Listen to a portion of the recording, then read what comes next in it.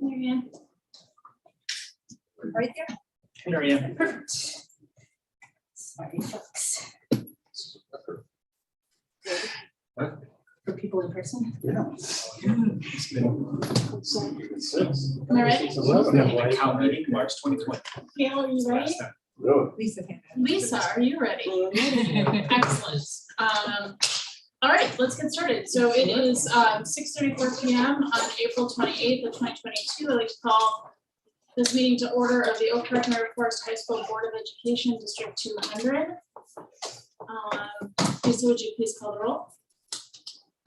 Steve. Here. Excuse me. Dr. Maharaj. Here. Mr. Arkin. Here. Mr. Henry. Here. Mr. Marguerite. Here. Ms. Harris. Here. And Ms. Fine. I am here. All right, so we're gonna go, for anyone who tuned in to watch the meeting, we'll be back around 7:30. Right now, we're gonna go into closed session.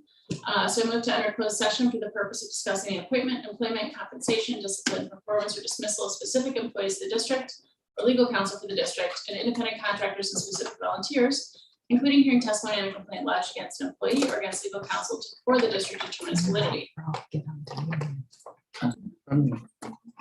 Collective bargaining, collective negotiating matters between the district and its employees or the representatives, or deliberations concerning salary schedules for one or more classes of employees, and discussion of meetings of minutes lawfully closed under this act, whether for the purpose of approval by the body of the minutes or semi-annual review of the minutes is mandated by section 2-06. Is there a second? Second. Lisa, could you call the roll, please? Dr. Maharaj. Yes. Mr. Arkin. Yes. Mr. Henry. Yes. Mr. Marguerite. Yes. Ms. Harris. Yes. Mr. Coffey. Yes. And Ms. Fine. Yes. All right, so if we could close out of here and go into our closed session Zoom. We do have one board member remote, so I think it'd be helpful for her if we did that. She'll probably hear and see us better. So we will be back.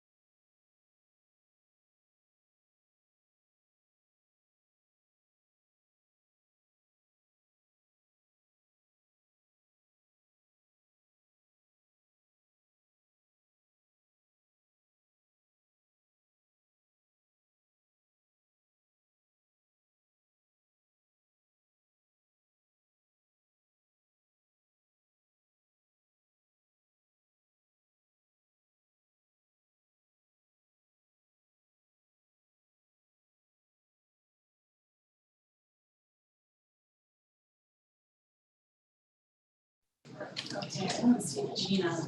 I don't know if Gina can hear me. Gina, if you can hear me, can you let me know, please? I can hear you now, yes. Great. All right. All right, thanks everyone. Thanks for your patience. It's running a little bit late. So I think our first item is our student showcase. Sorry, yes. All right, our student showcase. We have with us tonight Principal Ms. Parker, who is going to introduce well, both of our, so go ahead. Yes. Good evening, everyone. I am first going to come with our athletics teams, and tonight we are actually presenting these young men who made us proud as they swam and dove to a sectional championship and a 6th place finish at the state meet. Ben Lewis led the charge with 2 individual top 6 finishes, each good enough for first team all-state honors. Those 2 swims were also good enough to etch his name atop the list of fastest 200 and 500 freestylers in school history.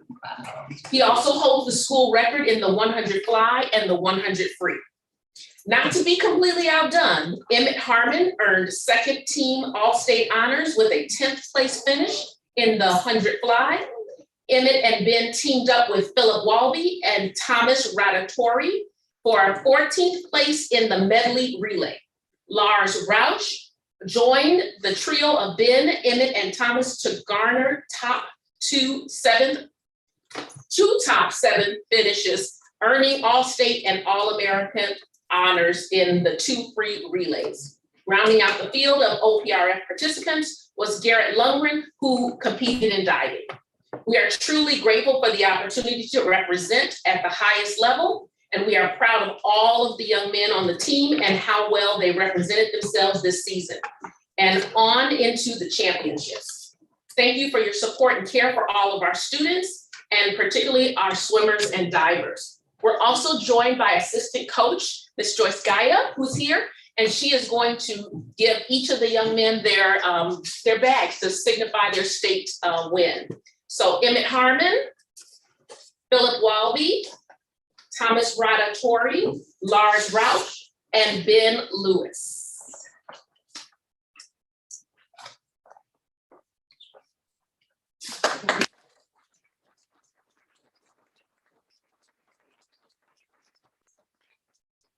I'm gonna give their different races, and I'm gonna have them stand as I say their name, and you can stay standing because they won quite a bit. 200 medley relay, 14th place, Emmett Harmon, Philip Walby, Thomas Rotatori, Lars Rauch. 200 free, 3rd place, All-State Automatic All-America, Ben Lewis. 50 free, 25th place, Thomas Radatori. Diving, for 43rd place, Garrett Lundgren, who's not here, he couldn't be here this evening with us. 100 fly, 10th place, 2nd team All-State Emmett Harmon. 500 free, 6th place, All-State All-American consideration, Ben Lewis. 200 free relay, 5th place, All-State Automatic All-America, Ben Lewis, Thomas Radatori, Lars Rauch, and Emmett Harmon. 100 breaststroke, 39th place, Philip Walby, and the 400 free relay, 7th place, 2nd team All-State All-American consideration, Ben Lewis, Thomas Radatori, Lars Rauch, and Emmett Harmon.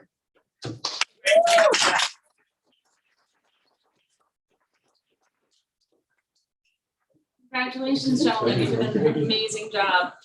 So proud to have you. Thank you, Coach Gaida. Thank you. Thank you. Congratulations to you as well. Thank you.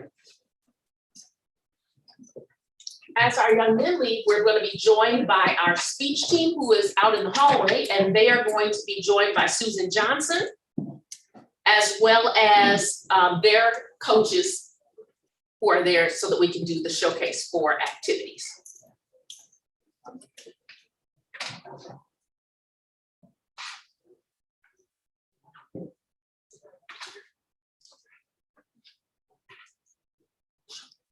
So we can come. I'm gonna move one so that Mr. Bishop can hit it. Okay.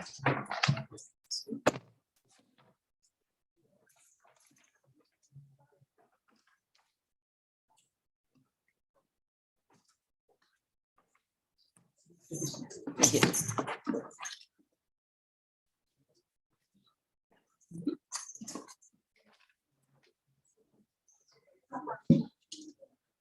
right, good evening. So this month for student activities, we brought our speech team. So here we have a number of members from our speech team, as well as some of our coaches. And Miss Pat Cheney, who's sitting right behind me, and then Peter Wisniewski in the front row, and Matt Johnston back there. And Pat's gonna introduce the kids.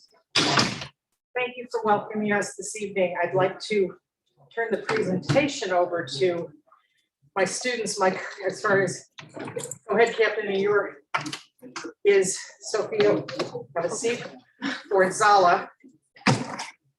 Our other co-captain, Colin Parker, is not here with us this evening because he's working.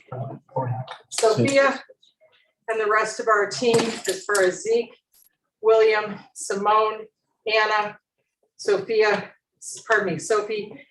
Egan Devoretsky, Olivia Lee, Bella Lubacek, Zeke Wells, and Anna Robinson Bell, and will be making the presentation, letting you know what they did for this season. Zeke, if you can come up, and Sophia.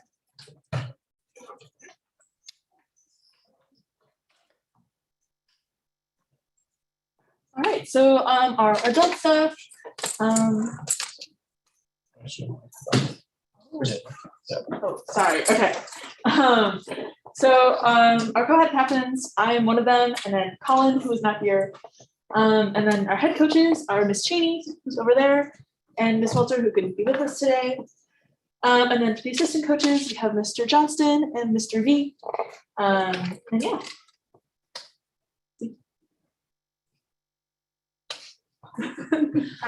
We also have our volunteer coaches and judges, Mr. John Stankovich, Kevin Bry, Wendy Phelan, Michael Ashford. And our additional judges are Reginald Payne, Ayana Heron, Wanda Griffin, Mark Weissglass, Gabe Gerson, and Andrew Scott.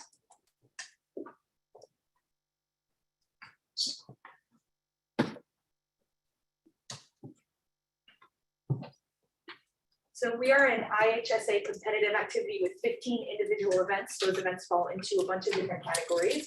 They are acting events, interpretation events, original writing events, public speaking events, radio announcing, and performance in the round. Students generally compete in 2 or 3 events in each tournament.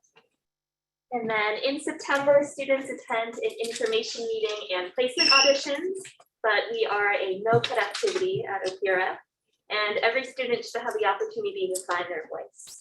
We coach weekly, and we have a team meeting and then 2 half-hour coaching sessions per event that you do. And the first couple sessions are used to select events, pick topics for speeches, and learn more about the events. Now, when you join this team, students typically select 2, maybe 3 events, and they coach with those events weekly. Team members join a Google Classroom with a code, and then every week they send out a Google spreadsheet where we put in our times and such for the coaching sessions that week. And we start tournament competitions on Saturdays, starting generally at the end of October, the first week of November. And we attend approximately 10 to 12 invitational tournaments, each having about 25 to 35 schools participating. And then we do the IHSA State Series and the National Speech and Debate Association District Tournament. And we do have IHSA academic eligibility, so see pass and play.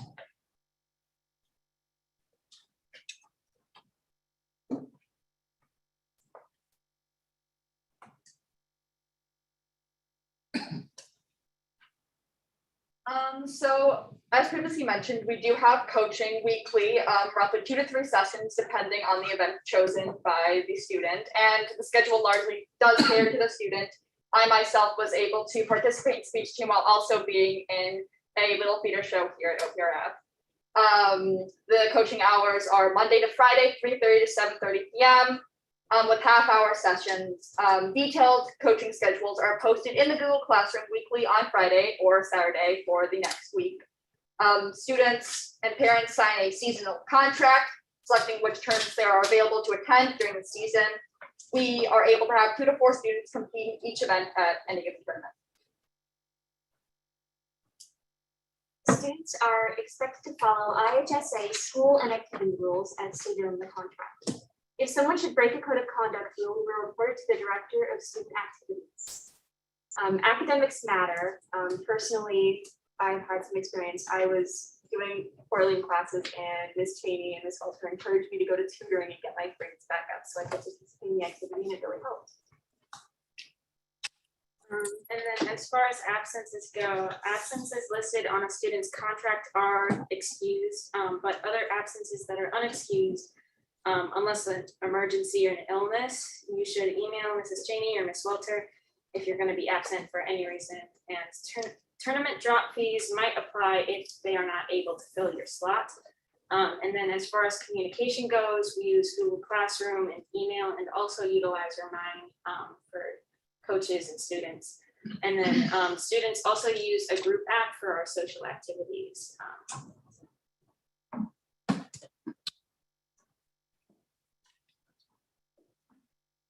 And then in terms of attire, we have to wear business attire, which is suits or slacks, or a skirt, a blouse, shirt, belt, and a tie.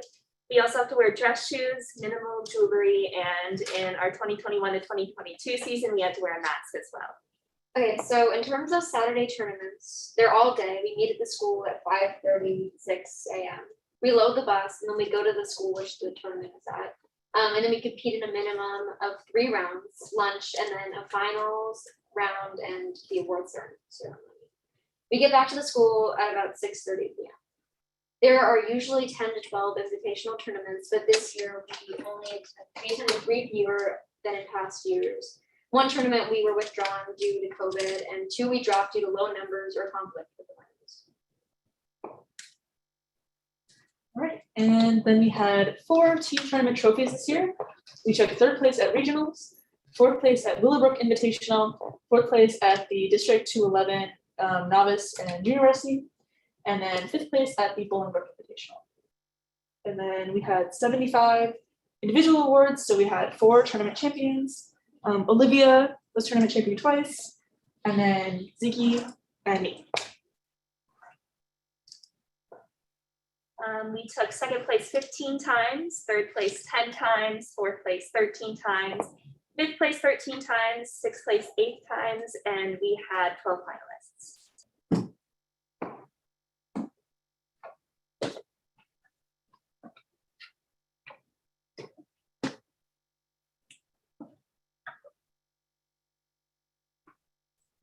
So we're members of National Accomplishments from 1970 to 2022, National Speech and Debate Association Chapter 2392 Honor Society. We have the leading chapter award for the 100 Club for the past 15 years. We attended 25 national tournaments since 1970. We had 3 in the top 60 in 2016 in Salt Lake City, and nationals this year are going to be in Kentucky. We have had 8 academic All-American awards in the past 3 years, 12 new NSDA honor team members this year with 36 new degree levels. And tonight we'd like to honor our 3 graduating seniors, Sophia Wardzala, Sophie Egan-Dovoretsky, and Ashley Salter.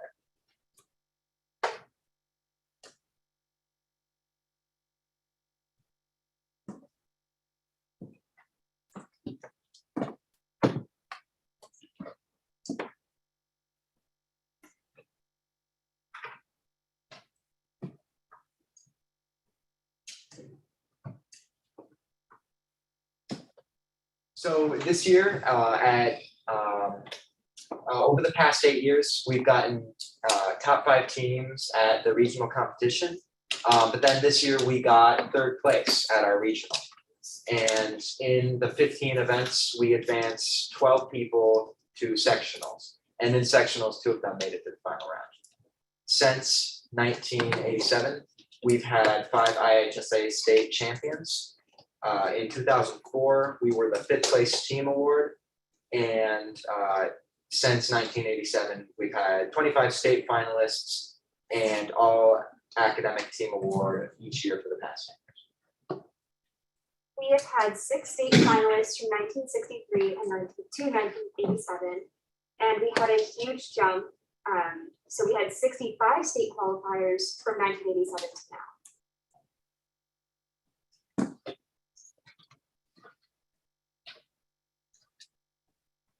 Okay, so in terms of safety protocols, students must wear a high-quality mask, either surgical or KN95, to all tournaments. We're supposed to stay home if we're sick or if we've tested positive for COVID-19. And we're supposed to make good choices so we can compete all season. Also, please know that flexibility is very important to us right now. Know that things will change and we hope to be operating at full non-COVID capacity soon. For the 2020 to 2021 school year, competitions were either asynchronous with performance links or via Zoom or an NSDA meeting room. We are happy to sort of be back to normal, but performing with masks, and we do hope that this will change in the future.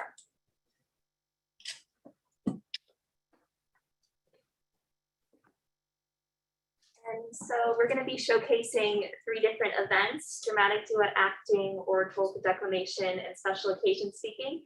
And we will have short clips of each. Most events are approximately 8 minutes, except for extemporaneous speaking, which is 7 minutes, and radio, which is 5 minutes.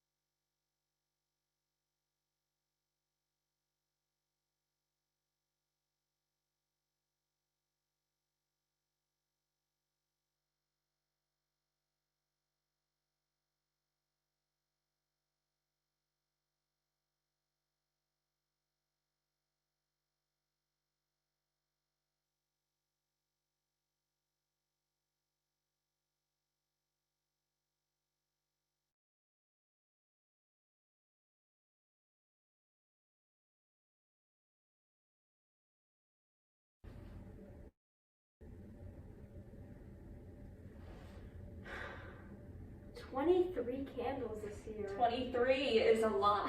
You thought 19 was a lot. So imagine how I'm feeling now. Old? Practically ancient. You know, Mom and Dad are like twice that. Yeah, Sawyer, and they're old. I think, Samantha, they'd be offended by that. Old people get offended by everything. Hey, thanks for the flowers. Well, it is our birthday. Not yet, it isn't. What time is it? 11:18. Like 40 more minutes. He says like it's such a chore to hang out with me. Well, you are kind of a headache. Oh, like when? Does our 8th birthday ring a bell? Sawyer And Sam. are twin sisters. Basically, they Finish each other's sentences. They share a bond most people will never have. They discover how strong that bond really is in. It was a quiet Saturday night at home. My dad made some dinner while I sat at the table with my younger sister, who was visiting for the weekend. I planned to stay at home by myself while she went to a party with her friends. Then I decided it was my only night with her. I had nothing better to do, so why not? There's a dumb party 10 minutes from my house. I would go, dance like a fool, and embarrass my younger sister. I made silly faces, let my guard down, and drank liquor too fast. The next thing I remember, I was in a gurney in a hallway. I had dried blood on the backs of my hands and elbow. The deputy explained that I had been assaulted. I remained calm, assured he was speaking to the wrong person. I knew no one at this party. Ihsa once said, "It is not the bruises of the body that hurt. It is the wounds of the heart and the scars on the mind." 2015, Chanel Miller was sexually assaulted by Brock Turner. Turner was found guilty, but was sentenced to only 6 months in jail. He served only 3. After remaining anonymous for 4 years, When I entered the 4th grade, my teacher asked me a question that struck fear into my younger self. What did you do this summer? Now, there was no crime, no mafia, no cartel. I should have been all set. But what scared me was that we were required to answer with a short essay response. See, that summer I had just moved back to the United States, after living in China for the past 5 years, meaning I had no idea how to write anything in English. Up until that point, my schooling had been in Chinese. This unfamiliar territory was terrifying, but I knew I had to find some strategy to overcome it. For you, the unfamiliarity of high school can seem daunting at first. But today, Miss Navani has asked me, as a leadership student, to come talk to you, the incoming freshman class of 2026, about overcoming these challenges as you enter a new phase of your life. I encourage you all to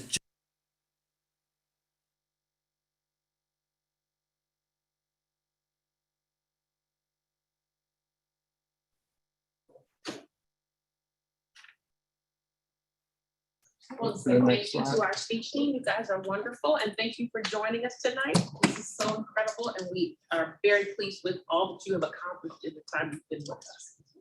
And if you guys want to take stock and talk, you can support us on our red track. Awesome, thank you for sharing. Is there any way we could get the presentation Yes, sent to us? I'm We have going, that.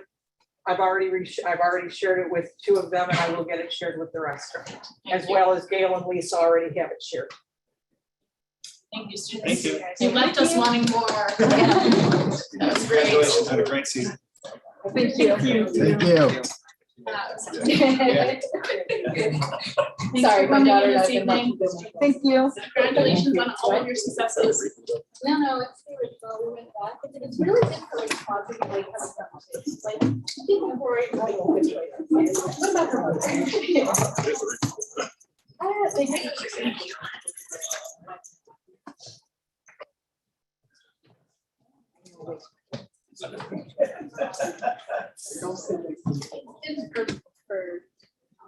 Our next item is status of FOIA requests.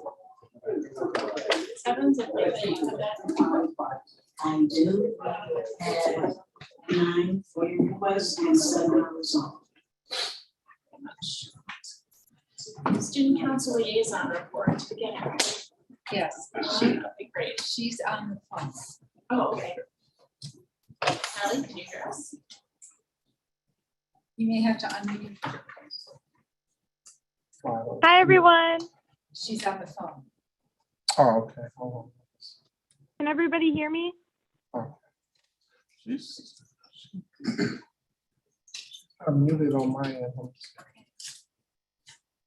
Allie, can you hear us? I think we have a 6070 number probably. Right. Yeah, can you guys hear me?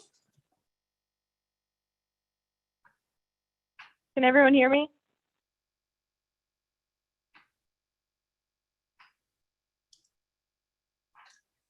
I'm muted. I can hear her. Can you all hear me?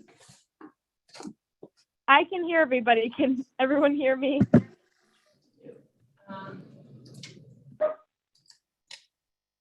Allie, can you hear us? Yeah, I can hear you guys. She might need to call back in. You may need to hang up and call back in. We can't hear you. Oh, wait, hold on. Oh, She just people did on that. Zoom can hear her. Wait, So it's us, it's not them. wait, hold on. Okay. When we had the video, I had to lower the sound. Can you hear us? Can you say something? I believe she took the advice Oh, and okay. hung up and is calling back. Okay. So, We'll get there. right. That's right. Should we,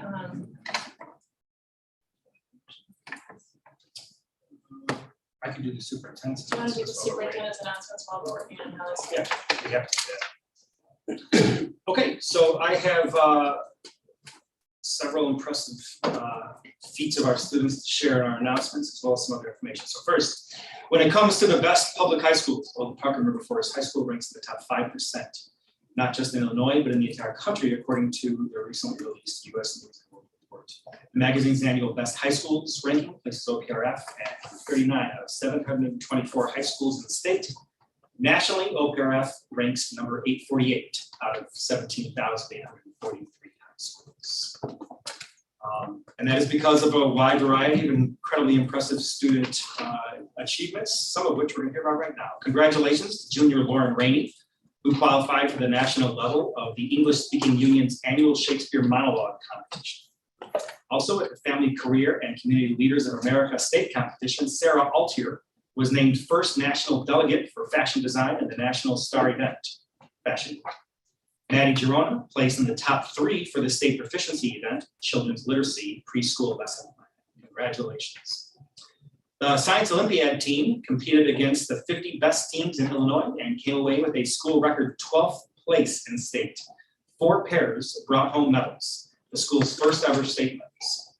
Addie Smith and Ezekiel Wells won first place in gravity vehicle and third place in green generation, while Ezekiel Wells and William Wheeler took third place in remote sensing, and Pierre Saramuga and Phoebe Tennessee placed third in solar power.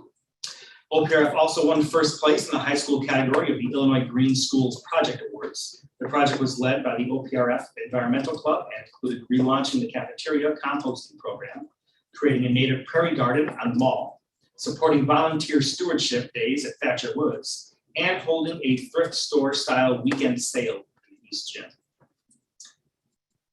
And in teacher news, math teacher and field hockey head coach Kristen Wirtz, who recognized her team earlier this year at a board meeting, was named Illinois Field Hockey Coach of the Year for 2021. Congratulations, Kristen.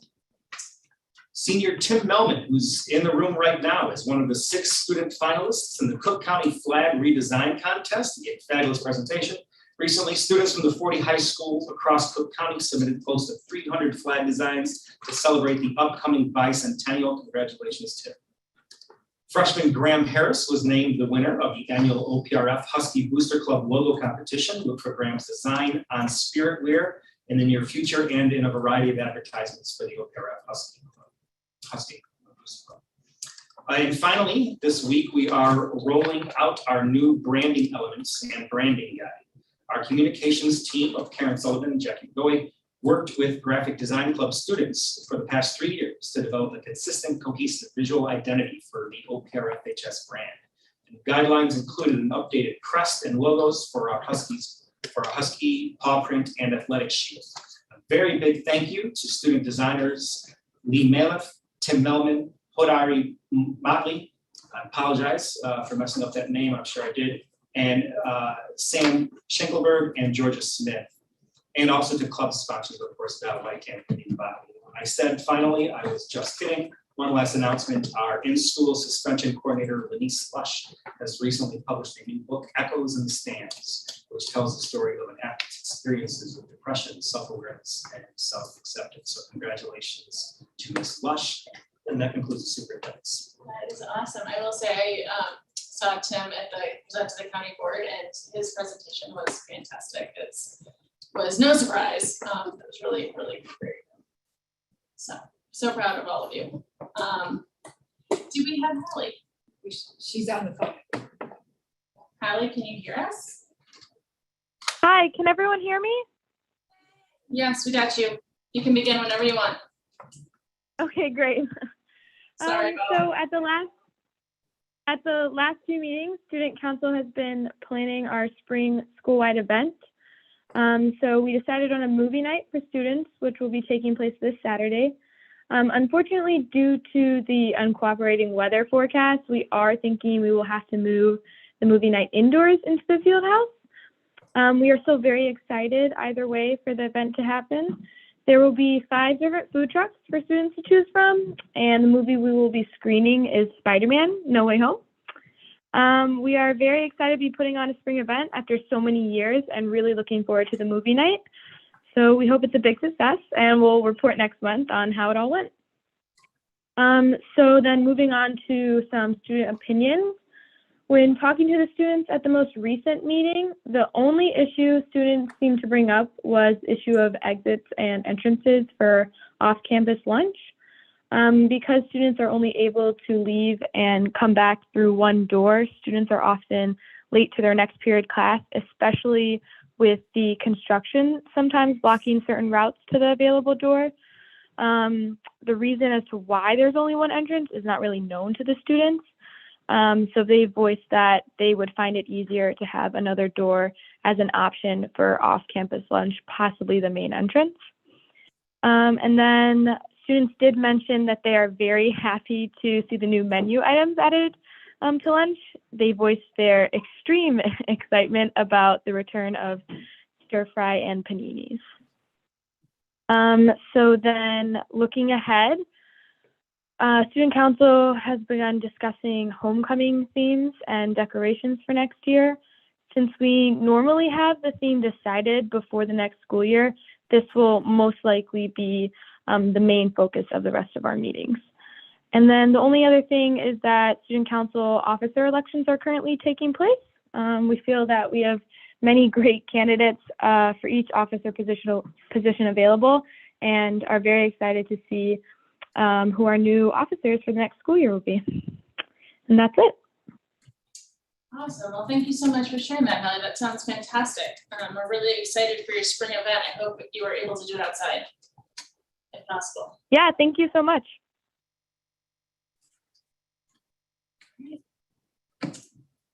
That looks great. No, I kind of want to go, but that'd be weird. I know. My daughter has her ticket already, and we were a little jealous. All right, thank you. Thank you, Allie, for that. Our next item is our employee recognition. We have first for Jamie C. Is Jamie here? Yes. Excellent. All right. So today we're happy to recognize our employee recognition winners for April. We've got 2 categories: Teacher of the Month and Employee of the Month. Our first individual is Jamie Seek. We are congratulating him as Teacher of the Month. Here's what people who submitted the nominations had to say about Jamie. Mr. Seek spent a significant amount of his personal time putting together the Dear Students video, which I hope the board all saw. It made me cry twice, both times through.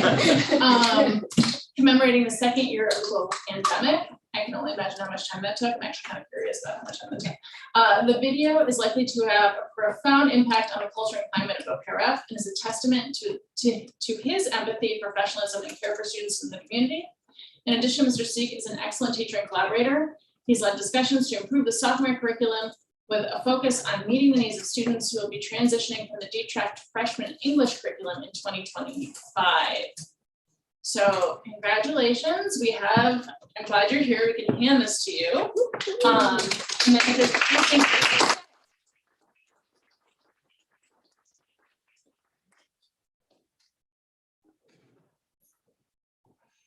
know there's gonna be a plaque. Thanks. Can I say something real quick? Please. Yeah, where do I say it? Right here? Right, you just push the button and you'll go green and you can speak. All right, as long as you got an English teacher up here. So one thing I do want to say is, I feel this has been a difficult year to be a teacher, and an almost impossible year to be a student. And I can't imagine what it's been like to be a food service worker, security, support staff, counseling, all of the staff in the building. It's just, I really can't imagine. And so anytime that anyone is getting acknowledged for anything, I think it feels great. And I hope that's something that we can create more in our school and community, because I know that people feel down in the building. I mean, I know that's a fact. But it's also kind of at odds with, it's been a minor miracle what happened in the last 2 years in public education, not just here, but all, everywhere. And so there's a lot pent up and overdue frustration, but a lot of pent up and overdue praise and acknowledgement and gratitude. So one thing I want to say is my name has been attached to this video, and it was a lot of work. It was fun. It was super great to go around and meet teachers I had met before and staff and talk to them and hear their stories last year. So it was really nice community building. But it was an effort that came out of the Culture of the Building Committee, which for me has been a kind of saving grace for this year. It's just a beautiful group of staff and faculty that have worked really hard, and I'll talk about Lynn in a second, to make something out of a really difficult circumstance. And so in the video itself, I had a partner. I mean, it was me and Sana Jaber, who is a math teacher here, and is one of the best teachers I've ever met in my life. She's a teacher leader and someone that I'm lucky to have gotten to know through this process and learn from. The whole Culture of the Building Committee it's just really amazing. I mean, like the way we talk about things we can improve and the dialogue and conversations and collaboration we've had around what we can do to help students in a time of crisis has been really educational and heartening. And there's a couple of people, John Condi with New Scene, put in a ton of his free time. He's a very, very busy person. If you know John, you know that. Craig Lewandowski is a former OPRF student. He's a professional editor who the film wouldn't look like it looked without him. So he put in tons of hours. And then to Linda, who I can't really say enough, I can say quickly that this school is very lucky to have Linda Parker. I've learned more from her this year than I can really say. And she's kept a lot of us afloat with her ideas, her talent, her enthusiasm, her compassion, her support, all of that. So we're really, really lucky to have her, and I hope that does not go unnoticed. And I know to parents and guardians here that kids are struggling. And I hope, although I do think maybe the video came out a little too early, maybe that's a sign of it. People aren't quite ready to get to that place yet. But I think we're getting there. And I think next year is going to be a lot better. So thank you so much. I really appreciate it. Thank you.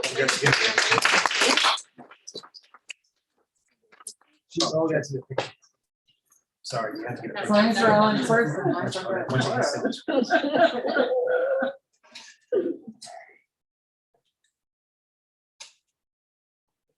Thank you. Yeah. Yeah, thank you.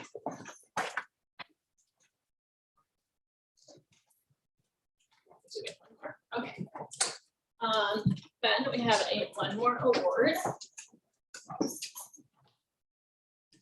Now I'd like to extend congratulations to our Employee of the Month, April Employee of the Month. Her name's not April. Her name's Wendy Phelan. Is she present? Is she on Zoom? Let's make sure she's here. Oh, she is on Zoom. Let me get back to my Zoom and find myself here. She's there. Yeah, she's there. You can unmute Wendy if you want to speak. Sorry, I'm just fixing my Zoom here. All right, so.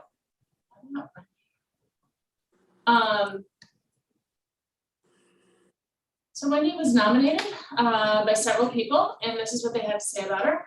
Student nominations are especially meaningful, so we are delighted to know that Ms. Phelan was nominated by a student who said, Wendy is the kindest lady in the building. It's high praise. She really stands out in the cafeteria where she always serves lunch so kindly, and Wendy always makes my day. So we have the recognition, and we also have it here framed. But this is the kind of, service for our students that really changes how they feel about school. So thank you so much. I don't know if you want to say a few words about. Yeah, just really quickly, I just wanted to say that I do try to be nice to all the kids, and because you never know what kind of day. Yeah, absolutely. Well, thank you so much. Next time you're in the building, I don't know when that'll be, but we have this. It'll be in the superintendent's office. Okay. For you. Okay, great. I'll be there tomorrow. It's a difference. Thank you so much, though, for all of your work.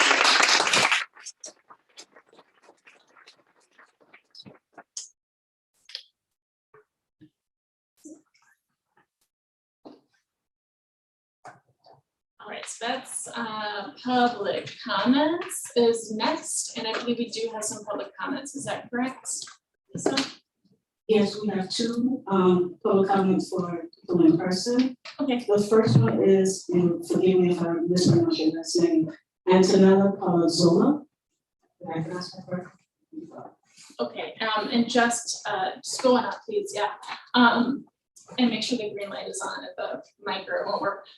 So public comments are 3 minutes. If you have questions for the board, we will note them down and try to respond to them if we have needs of communication. It's not meant to be a dialogue necessarily with the board. I will notify you when you get to maybe 1 minute, then maybe 30 seconds, to kind of let you know when the time's ending. Thanks, you can start whenever you want. Thank you. I just have a question actually, and my question is what is the district's policy as far as handling bullying after a peer-to-peer mediation is not? I'm sorry, could you say a little bit louder? What was our policy about handling that? Handling bullying after a peer-to-peer mediation does not work.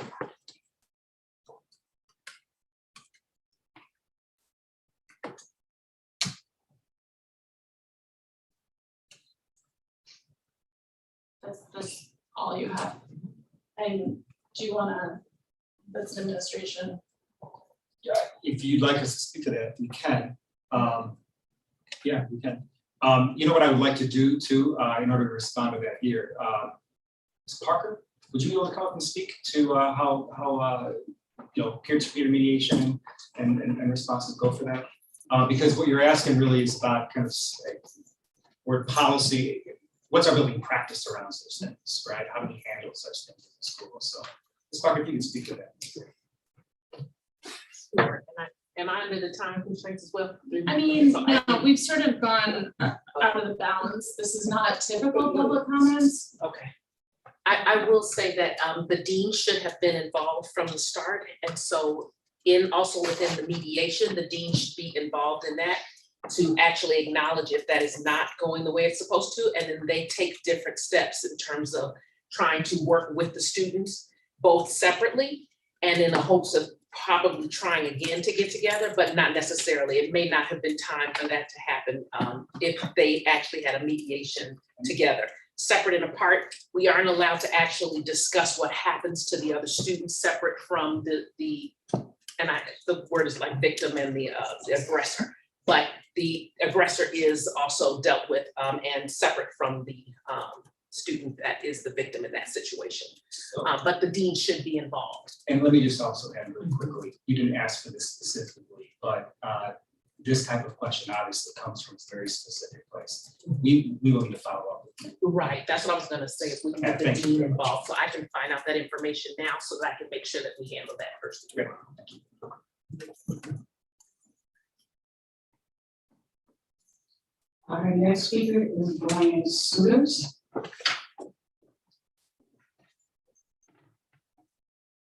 I have my timer here. So I was looking over the documents for tonight's meeting, specifically the architectural contract, and it looks like project 2 is going to be a go. It looks as if 2024 is the target date to start demolition on the PE side of the building, and I have a pretty big concern about this.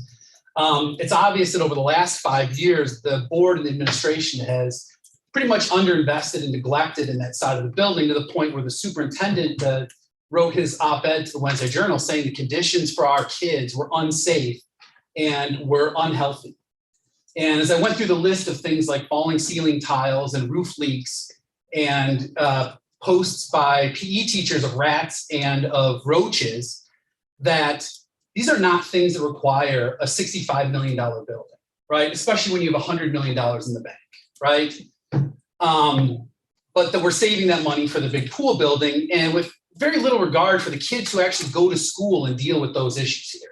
So slippery dance floors, I priced out at Home Depot, $6,000, you could buy court flooring, union labor, $20,000, you could eliminate that problem. But we'd rather save that money and underinvest that so that we can then save the money for a big pool building later. And my concern is, after we've underinvested in this for 5 years, right? We now know that there's 2 more years left that we need to work with this building that we have. I'm concerned for the kids who still go here, who will never swim in the new big pool, will still have to deal with terrible conditions that will just get worse, because that rationale will be, why should we fix a leaky roof? Or why should we hire an exterminator for the rats and the roaches? Because we're going to have a new building in 2 years. And last night in a Facebook conversation with Mary Ann, she said, look, hey, if there's rats, your kid will go to the nurse and then you can start a circuit of rabies shots. Like, this is really concerning that that's how we feel about the kids who are still going to go here. So as the marketing campaign starts to ramp up to pass the referendum that'll come up in February, right? I hope that there's also an element that says, we have a baseline for how the kids who are here now dealing with these facilities need to be taken care of, and that we're not just going to neglect all of those things that really don't cost that much money to make sure that they have a good experience. And it's especially kind of galling because we found over the last 5 years that like fixing a roof leak isn't worth investing in it because we're going to have a new building in 2 years.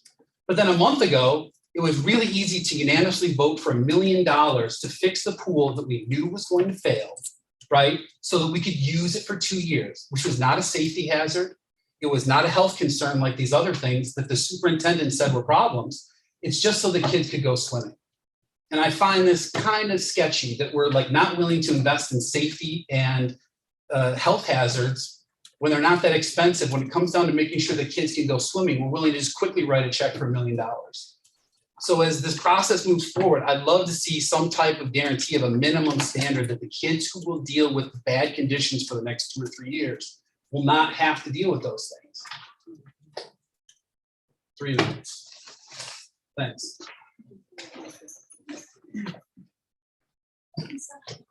Any more? Okay. Were there any signed up for online? No. Just the 2 minutes. All right, our next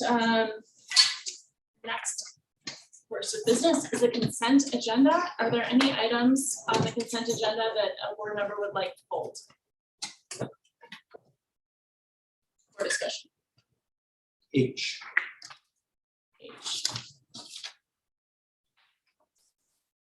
Anything else?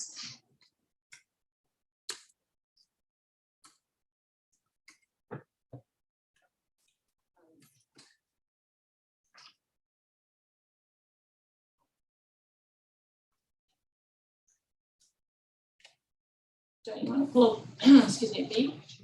Yeah, it's not. Oh, it's B. Pull it for discussion. Remove it from consent. We're staring. Yes, B, please. B, got it. All right, any other items? I'm sorry, I cannot see Gina right now, so Gina, if you are trying to signal, okay. All right, so we will pull B and H from the consent agenda. So I make a motion to approve the consent agenda, which contains the following items. Approval of open and closed session minutes of March 24th and April 14th, 2022, and declaration that the audio tapes of the closed session minutes of September 2020 be destroyed, and declaration of the closed session minutes of January 1, 1986 through April 2022 shall remain closed, with the exception of October 4th, December 13th, and December 21st, 1983, and January 14th, January 23rd, and January 28th, 1984. In 1 sec. I pulled item C. Policies for first reading. I move to approve the policies for first reading as presented. D, I move that the Board of Education approve the February 2022 Treasurer's Report as presented. For the Board of Education to approve the February 2022 Monthly Financials Report as presented. For the Board of Education to approve the April 2022 check disbursements and financial resolutions as presented. For the Board of Education to accept with gratitude the financial donation as presented from Ms. Myra Green, who is a 1968 alum, a very generous monetary donation that is much appreciated.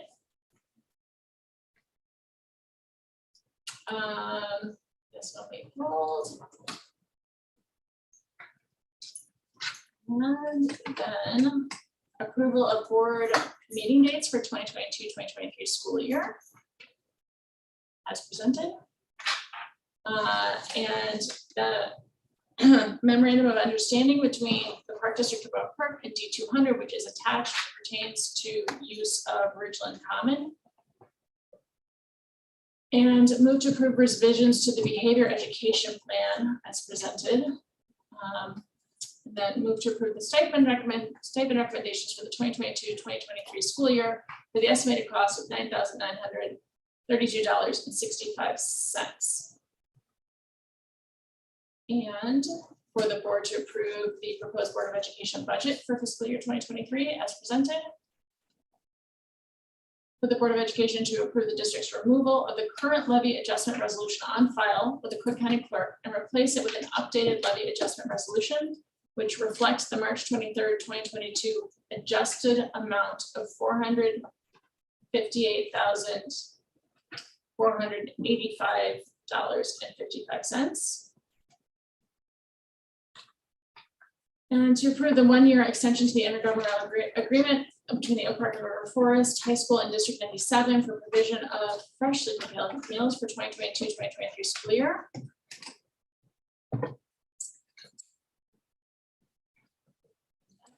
Is there a second? All those, we should do roll. Mr. Arkin, Yes. Mr. Henry, Yes. Mr. Montiero, Yes. Ms. Harris, Yes. Mr. Kowski, Yes. Dr. Raj, Yes. Ms. White. Yes. All right, now we have the matter of item B, personnel recommendations, including new hires, assignment changes, and resignation. I move to approve. Is there a second? Okay. We have a roll call, please, Lisa? Mr. Henry, Yes. Mr. Montiero, Yes. Ms. Harris, Yes. Mr. Kowski, Yes. Dr. Raj, No. Mr. Arkin, No. Ms. White. Yes. All right, and then H is FGM Architects Work Authorization. I move to approve the FGM Architects Project Authorization number 6 fees for phase 1 to be implemented immediately, and for phase 2 contingent on board approval of project 2 as outlined. The total amount for both phases will not exceed 6.4% of the imagined project 2 budget. Is there a second? Second. Thank you.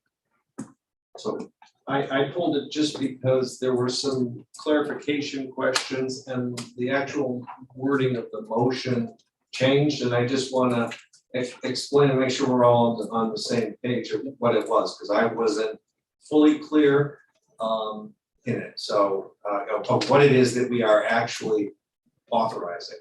So that was the intent, with confusion over, phase 1, phase 2, because there was contingency written in the earlier memo, but not enough to hit me over the head. And so that was the intent, to make sure that we all understand that we're approving the rate for the whole project, phase 1 and phase 2, but we're only improving the expenditure through phase 1, because there has been no approval of moving forward with project 2. Yeah, that's exactly right. And I'll just add very quickly that until the board approves actual funding for project 2, that second phase expenditure that's explained in here cannot kick in according to the contract. So it does not kick in until project 2 itself, in whatever form that takes, gets approved. Yeah, and that was my main concern, was the provisions that do not allow that to occur. And so that was my. And the only other point of clarification I'll throw in there is the whole reason we're approving the fee structure is because it's a reduced fee structure. We approve it all at once. We're saving the district money if we decide to go ahead with project 2. Correct, that's exactly right. That's detailed in the percentage, 6.7 versus 6.3. All right, any further questions or comments? Are you ready? Lisa? Mr. Montieri? Yeah. Cyrus? Cyrus? Yes. Mr. Costi? Yes. Dr. Maharaj? Yes. Mr. Arkin? Yes. Mr. Henry? Yes. Ms. Funny? Yes. Right. That's where I need to be here. So we are now on to our discussion item, which is post-secondary pathways. I had the privilege of seeing this a little bit the other night at community council. It was fantastic, so I think the board is extremely interested. All right, and we have, I believe, 3 folks here tonight with this presentation. We have Assistant Superintendent Dr. Fiorenza, we have Director of Student Learning, Dr. Lamb, and we also have our Division Head for Science and Technology, Mr. Head, here as well to help. So, did I miss anybody? Dr. Fiorenza? Oh, good. And Mr. Samaj Coleman is coming in from Final Planner's division as well. All right, welcome. All right, floor is yours.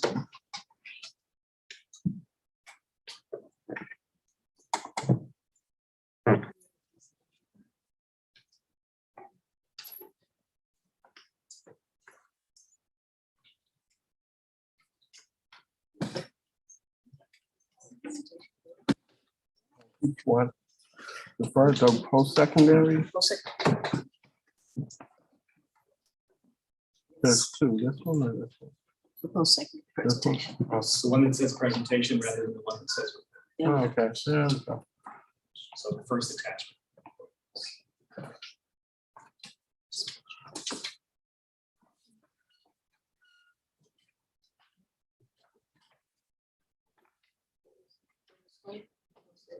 Oh, you don't see it? Oh, wait.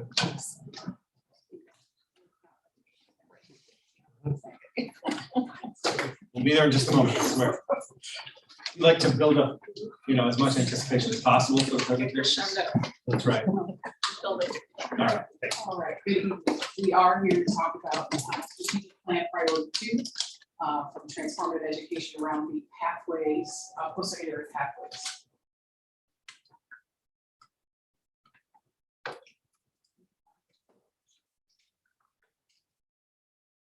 Next slide. Oh, it didn't work? No. We're specifically going to talk about strategy All right, 4, now. which you'll see in just a second. Strategy 4 specifically says that by the fall of 2022, Old Target River Forest High School will integrate post-secondary career clusters and pathways into student decision-making throughout their high school experience. Tonight, you'll hear Dr. Lamb and her team talk about how we have embarked on that process over the school year. Next slide. Okay, try it again. There we go. All right, great. Here you see, these are the 3 things that you will hear about this evening.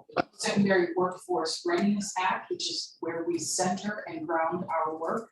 You'll hear about how we are applying those Power Act strategies, and you'll also hear about the next steps that we plan to take in this process. And now I'm going to turn it over to Dr. Lamb to continue. Good evening. I would like to start with giving a brief background of the Post-Secondary and Workforce Act, the Power Act. It was signed into law in July 2016, and it arose from a couple of findings. The first finding is that approximately 50% of full-time freshmen enrolled in Illinois community colleges were not ready to take college level courses, meaning that they were enrolled in courses that were below the 100 level. So the coursework that they were taking in their freshman year was not towards a college degree.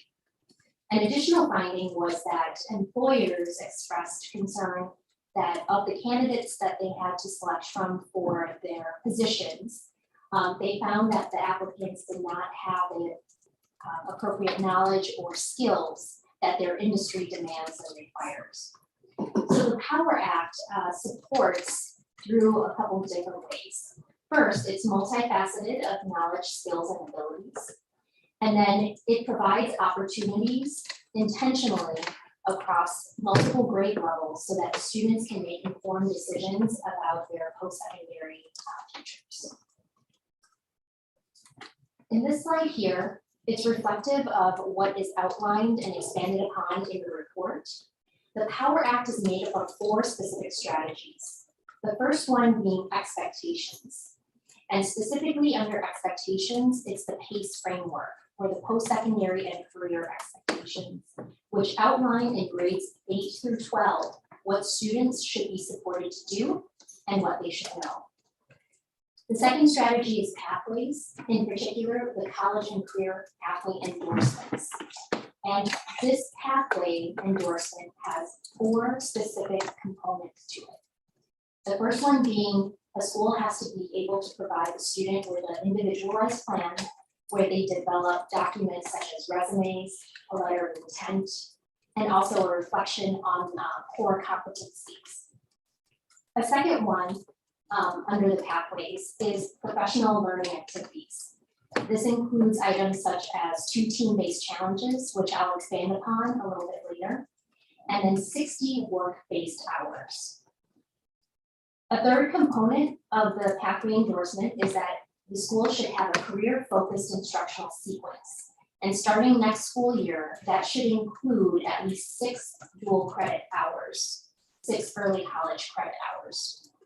And then the last component and requirement for earning a college and career pathway endorsement is the transitional instruction, meaning that the students in our school are ready to take a college level course upon enrolling as a freshman. A third strategy is readiness, and it refers directly to what I just shared about transitional instruction, and that includes transitional instruction in math and also English reading. And then the fourth strategy is competencies, specifically competency-based education, which is very different from what we traditionally know as Attire. And currently in the state for the past several years, there has been a high school competency-based graduation requirement pilot, which we're awaiting the outcomes of. So in my first year here at OPRF, I needed to learn where we are at in order to determine how I would apply these strategies and to determine next steps. So I've listed in this slide a couple of things that I had done in my time in my first year here. That include reviewing our academic catalog. I also collaborated with the Des Plaines Valley Region Education for Employment, the DVR-EFE. I sit on their admin council, and I collaborate with the 5 other school districts that feed into that, along with the director, Mr. Michael P. I also reviewed many state documents. One in particular is called the Classification of Instructional Programs, SIPs. And these are all taught by properly endorsed career and technical education teachers. Within this document, that states that these courses qualify for grant funding. So I assessed the 3 grants that I manage and direct, which include CTEI, Perkins 5, and the CTE Ed Career Pathways Grant. Additionally, I met with division heads, department chairs, teachers, counselors, transitional and pre-vocational coordinators, and then also visited classrooms. That gave me a much better idea of where OPRF is at in order for me to determine what were the strategies I would employ. The first strategy was expectations. And there were 2 items that I took from expectations under the post-secondary and career expectations framework. It states that we have to, as a high school, administer a career interest survey. And it should be revisited over several years because career interests change over the years as well.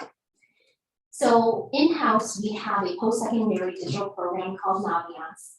And I was able to administer, along with the great help of our counseling team, within our freshman and sophomore advisories, what's called the Career Interest Profiler. So on the slide and in the report, I have shared specific data from that fall administration. Alongside that, I explored other options, and they include the interest profiler in the Illinois Career Information System, and then also something called U-Science. Slightly different from the previous two, it includes a career interest portion, but it's also an aptitude assessment. The second item that I included under expectations or the PACE framework is having a post-secondary options fair. That was just 2 weeks ago. I'm very proud to announce the inaugural My Future, My Pathway was successful in bringing options for our students across all 7 career pathways. This included 14 different OPRF programs of study, which include broadcasting, autos, and healthcare. 16 different external organizations, so those are external partners, both local and national, that I've brought in, which include Argonne National Laboratory and the FBI. And then also a job fair component where we had at least 7 different local businesses looking to hire our students. The second strategy that I employed from the POWER Act included pathways.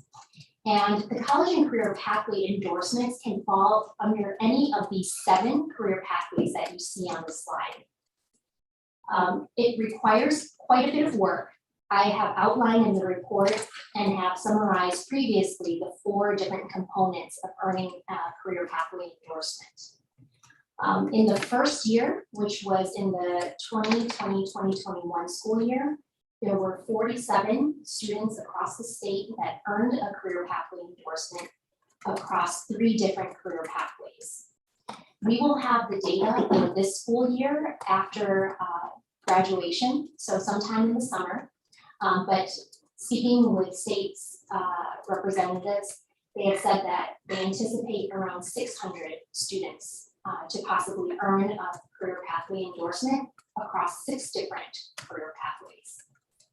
Also on the slide, you see that part of the career pathway endorsement, we would have to be able to employ within our classroom instruction competencies. Those include cross-sector competencies. So you see a list of some of them, including teamwork and conflict resolution, initiative and self-drive, that apply to any of the occupations under the 7 career pathways. And there are also very specific technical competencies under each pathway as well.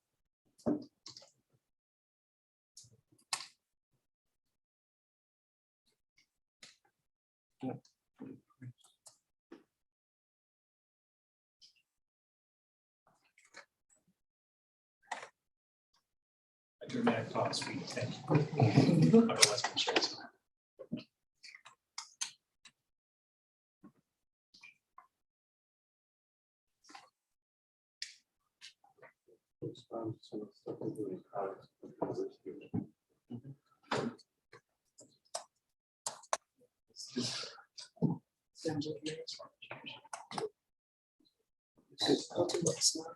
You know what, in the interim, while we have a technical problem with the presentation, so if there's a question for the presenters, that'd be great. We're good. We're back.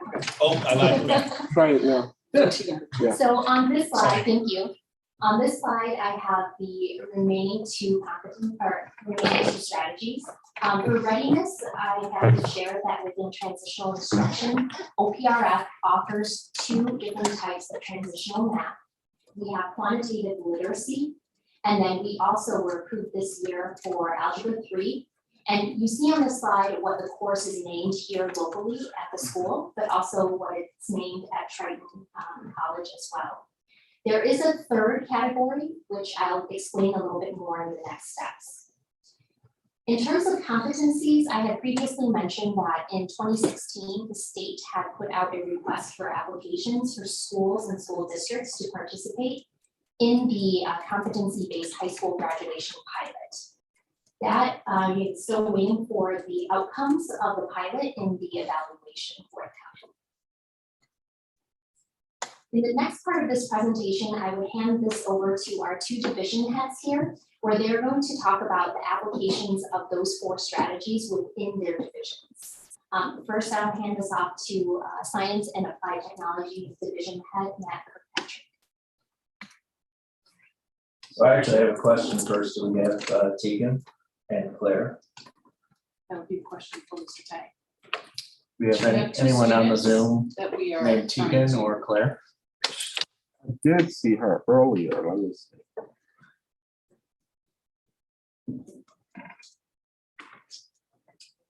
If they're not there, I don't blame them. We tell them 7:45. Oh. I don't see her now. That's all right. I'll brag about them. For us in science and applied technology and then in fine and applied arts, we're just going to give you a real brief overview of where we're kind of at with our programming. And our teachers have done an amazing job, and we have some incredible students in all of these areas doing wonderful things. But we have automotive pathway or an automotive sequence of courses. We have health career sequence of courses. We have a woodworking sequence of courses, and we have a pre-engineering sequence of courses in the science and applied technology division. And from the charts that you'll see there, we have a series of courses in each of them, but we also have many dual credit courses with Trident College. So in our health science pathway or career sequence, right now we have 13 dual credit hours that are available to our students if they finish all those courses. And we actually have a number of students who are finishing all the courses in that sequence before they leave us. One of the other components that the Power Act looks for is the internship or that authentic work experience. And we have students who, almost 50 students this year that are going to complete 48 hours of work experience at Rush Oak Park Hospital as CNA, pre-CNA students that are working towards their certification. We have other courses that we haven't made it to that authentic work experience where they leave our building and go out and work in the field, but our teachers have done a fantastic job of simulating work experiences. So in our automotive classes, Mr. Mahalik will put the students through a simulated work experience where they get presented with a car, have to do a full diagnostic, and then have to do a repair on that car just like they would if they were working in the field, and that happens in our capstone courses. The students that I'm going to brag about, Claire is one of them, and Claire is in our capstone woodworking class. And in that course, the students have become skilled enough that they can actually produce a piece of furniture that meets whatever need or problem that they want to solve. So I was in there last week, and Claire was finishing up the project that she was making, which is a wall cabinet, and I think that was actually for her. And the student next to her was creating a Mother's Day gift for her mother, which is a standing desk. She's a teacher, so they get to the point where they can create these just incredible pieces of furniture and art, really, at the end of the day. And then our pre-engineering sequence. We have a capstone experience. The students do not leave us, but they end up at the end of that sequence in the capstone program, developing their own solution to an engineering problem. So I was in last week, and we had for the My Future, My Pathway programming, our seniors presenting to underclassmen about their projects that they were doing. And one of the projects that I happened to be in on was our students presenting about a solution for ice. So it was a piece that they can insert onto shoes very quickly. And when it's icy, snowy outside, they're not going to slip and fall. And they generate a prototype, they test the prototype, and then they bring it through to a presentation at the end of the course. Probably the final thing that I would say is, out of all of our sequences in science and applied art, applied tech, the area that we're closest to meeting the Power Act is our health careers. And the reason for that is we have so many dual credit hours available for the students. We have that authentic work experience where they're already getting 48 hours and we just have to go 12 more to get them there. And the true spirit of this is we want kids to be able to explore these careers while they're in high school and decide, do I want to keep pursuing this? And if they don't, that's okay. At least they figured it out before it costs them something. If they do want to continue, and that's the second student I'm going to brag about, Tegan, who was on there.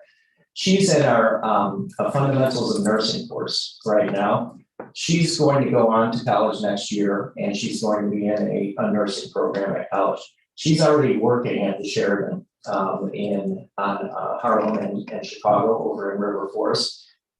She was hired as a caregiver before she even leaves school. And what we're hoping to do with a lot of these programs is set students up to earn while they learn. So when they go on, they can be earners while they're learning. And in many cases, one of our instructors in the health career program started as a CNA. She's now a nurse manager at Rush Oak Park. And Rush, she'll be very quick to tell you, Rush supported a lot of her education and really pushed her through her career progression all the way up to the point now where she's managing other nursing staff. So I'll turn it over to you. Thank you. Good evening. So in the fine and applied arts, we have a number of pathways that we are still in the process of developing. Some are further along in the process than others. However, as you can see on the slide, we have quite a few teachers who decided to be a part of the My Future, My Pathway event that was an overwhelming success. We have John Condi working with the radio sound, obviously with students who may have a desire to be either behind the scenes or maybe even in front of the TV. We have a few students who on a weekly basis produce our local newscast, which is called News Scene. And it pretty much in News Scene gives you some of the happenings of the day, be it prom or some of the local sporting events. And it also touches on social issues that are unique to the students today. So through that unique experience, students are able to, like Matt said, get the firsthand experience. And sometimes it's just as powerful if they get the experience in high school and realize that it's not for them. That way they don't go to college and spend 3.5, 4 years, as well as money trying to find out if they enjoy it or not. In our business, we actually have a group of students in our incubator process who are actually using the skills that they learn in the classroom with Mr. Preble and applying it in real time, actually creating their own business. So some of you may have been introduced to a business called The Box, Oak Park. That's a group of 4 students that are OPRF business students. And what they did was they developed a pitch while they were in the classroom. And they noticed that there was a gap caused by the pandemic. And a lot of people were not comfortable actually leaving their homes or going into stores and actually doing shopping. And so what these young students decided to do was create a business where they would partner with local businesses in the area. They would contract with them, and every month they would have a list of supplies that they would box up, and you can get on their subscription. And every month you get whatever the local flavor is of the month. They will send it to you. I believe the cost is $25 a box, and I think they have you can get different boxes based on different like holidays or things like that. So that's actually a business that is existing, and they actually developed the pitch and incubator. Incubator is also one of those courses that we have at Oak Park that students are able to get dual credit at Charlotte. Along with our incubator classes, we have with the computer apps and keyboarding, which will become digital literacy starting next year. We also have students who are designing video games and websites in our video game multimedia class and our website development class. We have our accounting and investment principles class. And of course, we spoke about business incubator and the 200 level of business incubator is called Business Accelerator. Our cosmetology and our barbering is actually held off campus, and we're trying to develop, for the last couple of years, we would have maybe either one or two students who actually went all the way through to the cosmetology and the barbering. What we want to do is find strategic ways to get more students in the building to be interested in those things, and they actually go off campus at Miss Roberts Beauty Academy and the Erskine Barber Academy for anybody who wants to learn how to cut hair. Our education pathway is perhaps the pathway that's closest to being aligned with the Power Act, and that consists of our child development courses, our early childhood education, elementary education, and our pathways to teaching. Our students are in partnership with Vine Elementary School in 97, and we have students. It's been a challenge since the pandemic, obviously, because Oak Park 97, we're not allowing our students to come in because of the pandemic. But as we emerge from the pandemic, our students are able to partner with the teachers over at Vine Elementary School and get almost pre-student teaching hours, if you will, so that they are understanding the pedagogy of teaching young students as well as working with young students themselves.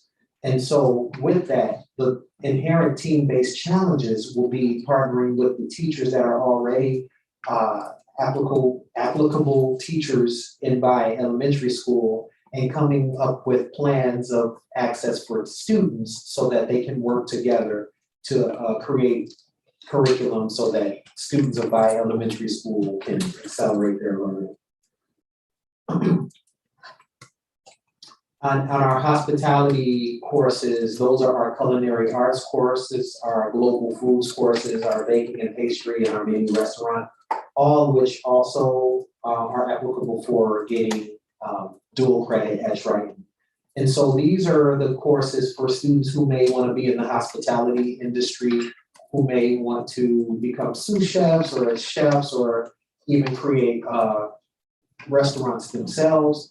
Oftentimes they do their team-based challenges, which is having a bake-off and having the staff of the school actually do taste tests to see which cookies are the best and which cookies look the best. And they partner with our. I think that would be a fine board activity. Yeah, well, I'll talk to Hey, Ross. I volunteered for that about 5 years ago.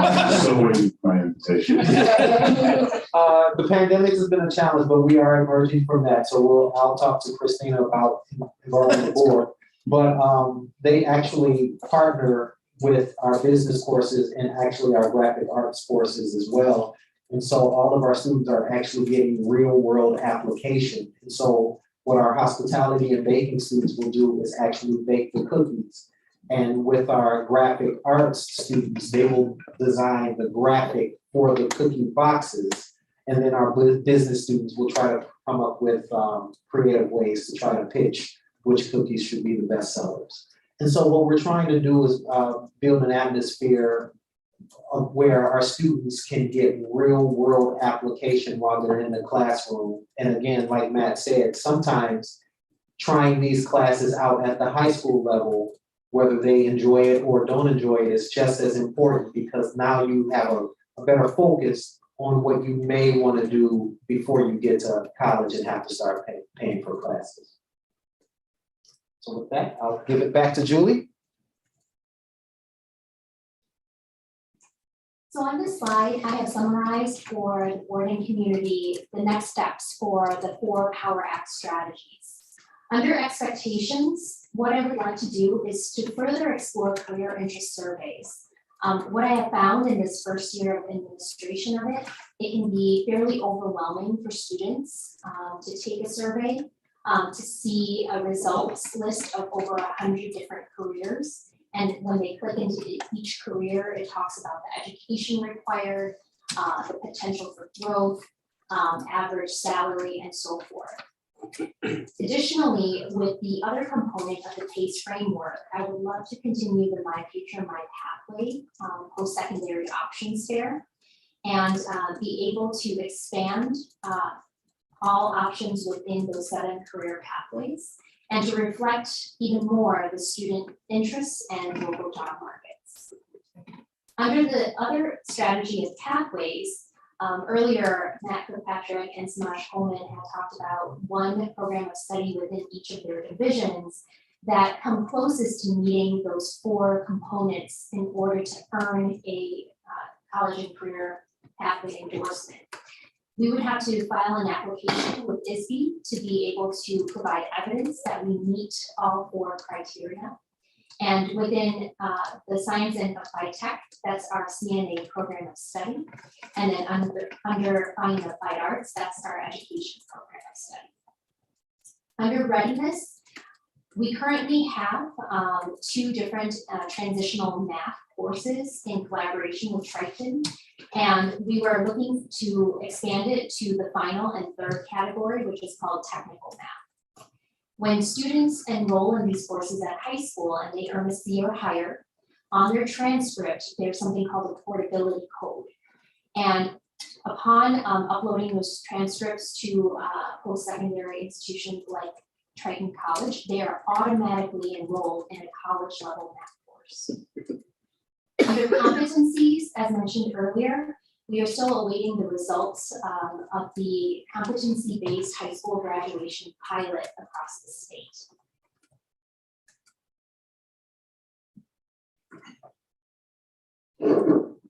Finally, the equity aspect of our post-secondary pathways, not initiative, but as we follow the importance of the post-secondary pathway here at Oak Park and River Forest High School. What makes this equitable really are 2 things. One, the attention that's paid to being a college and career. So they are both esteemed equally. We pay attention to both of them in the same light. We ensure that all students have access and opportunity to explore in all of these areas as they choose. We disaggregate the data to inquire as to who is going in what direction. And finally, I think the My Future, My Pathway really is surveying the students. It was very interesting when Dr. Lamb shared the results of what students wanted to go to. It was very insightful. For example, cosmetology is typically been a very low attended opportunity in at least the 3 years I've been here. Up to 8 students is probably the most we've seen enlist or enroll in that class. But there were well over 20 to 30 students that expressed interest and attended the session. And so we have some work to do relative to how we share with students, promote this to students to ensure that those opportunities are equitable and well known. It seems like that's an area for work for us that we need to improve on. So we are going to attend to that. But those are the ways that we're going to ensure not only that we have equitable opportunities for all, but that college and career are both viable options. Careers end up to, maybe they'll go to college, maybe they won't, but we want to make sure that our students from Oak Park and Forest High School are ready for both equally. Questions? Thank you. Questions by board members?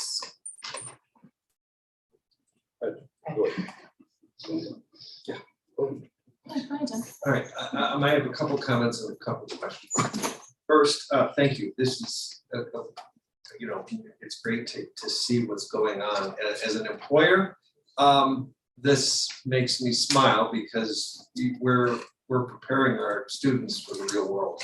And I think it's fabulous. And, as you started by saying the act was driven by, that, yes, these are needs. As a parent, I think,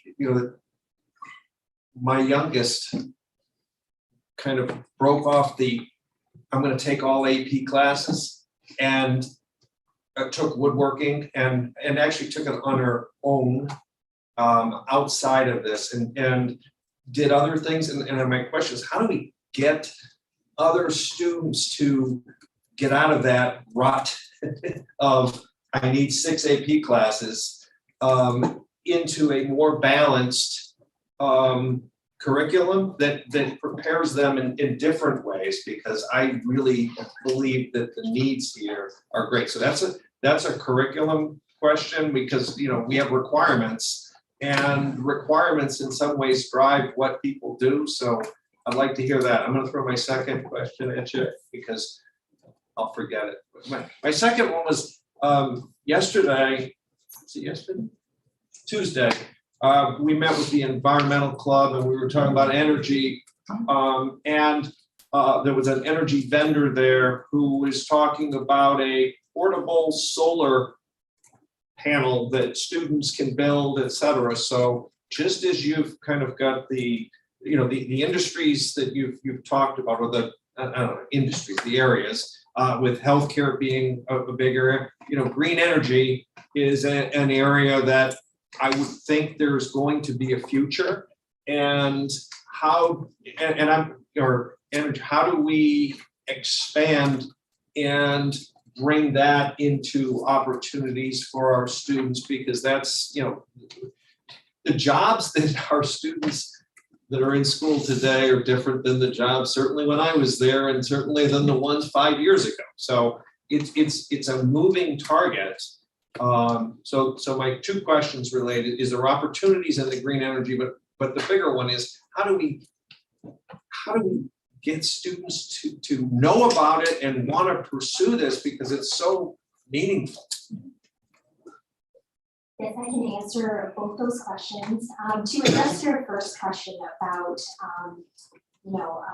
breaking off and not necessarily taking multiple AP courses, but exploring other areas, that is exactly what the PACE framework is intended to do, because it's a framework. The template from the state spans from grades 8 to 12, and it's a template so schools can adjust it based on what they need. And it's very intentional about what opportunities we bring in front of our students and when and how often we revisit them. So for example, the career interest survey is something that would garner valuable information for our school to see what our students are interested in. When I surveyed the students about their top 5 choices for My Future, My Pathway, it was very interesting and fun to watch the responses come in. And I truly believe that if we don't ask, we don't know. We don't want to make assumptions about what students are interested in. We have to honor their voices. And for a day like My Future, My Pathway, where there's low risk, because it's almost like a conference for students, they went to 5 different sessions that were 40 minutes each, and they got a little taste of what it could be. And one of those sessions was also Triton College Renewable Energy. And in each of the choices that I have provided for the students, there were students who selected them as their top choice. So for example, earlier I had said that I provided opportunities across all 7 career pathways. I'll be honest, I struggled a little bit about what options can I provide under agriculture. And sometimes that also has to do with the location that the school is in. But I was able to get Triton College Horticulture Department to come in. And because I asked, there are definitely students who selected that as their first choice. So to be able to be intentional, to bring in-house those options, to ask students what they're interested in, I think broadens for them what the high school experience can be. That yes, there is AP, but under the POWER Act, they call it early college credit. So it can be AP, but it's also dual credit. And we definitely have a lot of dual credit opportunities in partnership with Triton. And again, with the renewable energy, the green energy, I visited all the sessions, and again, definitely students have selected the renewable energy session as their first choice as well. think it's also very important that we focus in all of this in dispelling the myth that going into a career or certain careers are less esteemable than others. That's really true, right? Like we have to remove the idea that the only esteem comes from AP. There is esteem, and there are a lot of, as I've said before, very viable options in careers. They should not be ashamed to go into a career that they are passionate about. One of the things I really think that's important is the more that we expose the students in a holistic fashion, careers mixed in with collegiate opportunities, I think the more we will dispel some of the idea that these careers are not viable and they're looked down upon. Because we expose students, we continue to do My Future, My Pathway, having everything kind of out there in the mix. The nursing program does a beautiful job. You can get a job as a CNA, and that can be your job. If that's what you're passionate about, that's what you enjoy, you can be a CNA, and you can work for an organization that may allow you to get a nursing degree later if that's what you choose. So the more that we involve our students in that awareness and dispel those myths, I think that's how you get kids. You give kids permission to explore. We need to give kids permission to explore by dispelling those myths.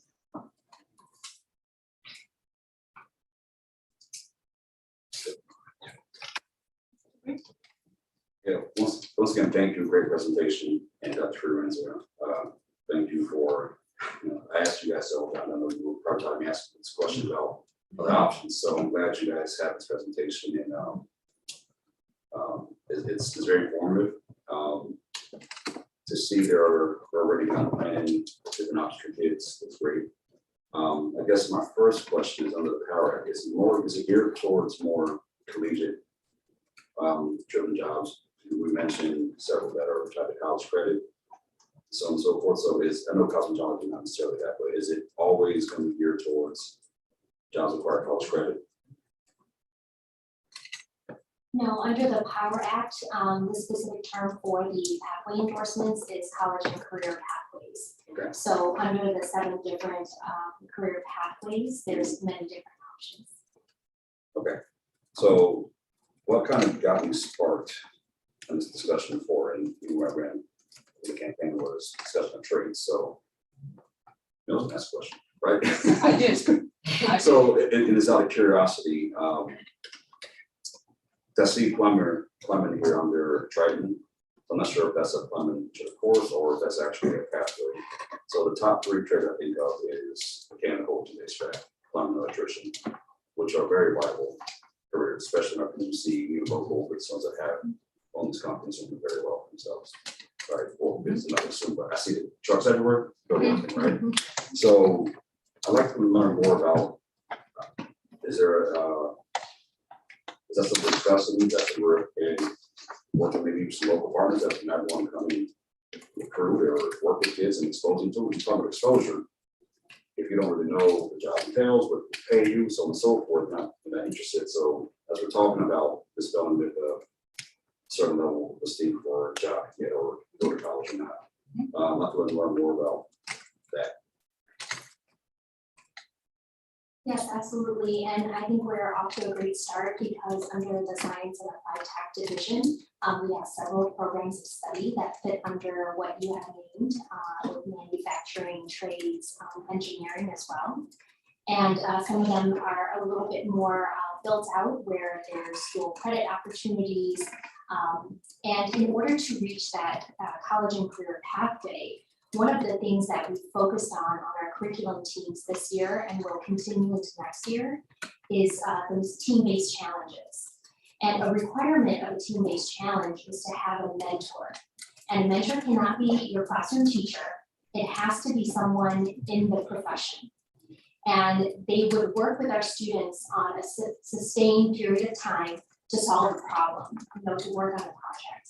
And what I hope is that through those team-based challenges, the relationships that we develop, that we can also have more sites in order to reach the 60 work-based hours.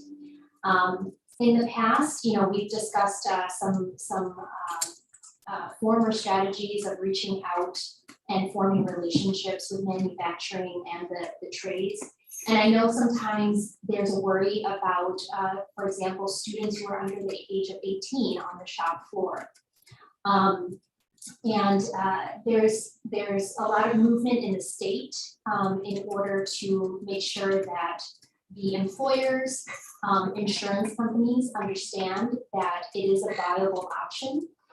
Because if you think about how factories and shop floors have changed over the century, where maybe a century ago it may not have been a safe place, there is a lot of pride in businesses and organizations saying that our shop floor is very safe and that it is without incident. So safe to the point that you could have a student who is under the age of 18 either observing or possibly working. And we have examples of that. We have in our woodworking program of study, we have a shop floor. And we have students who are in there every day and they're building amazing things like what Mr. Kirkpatrick had described. So definitely looking to expand upon those.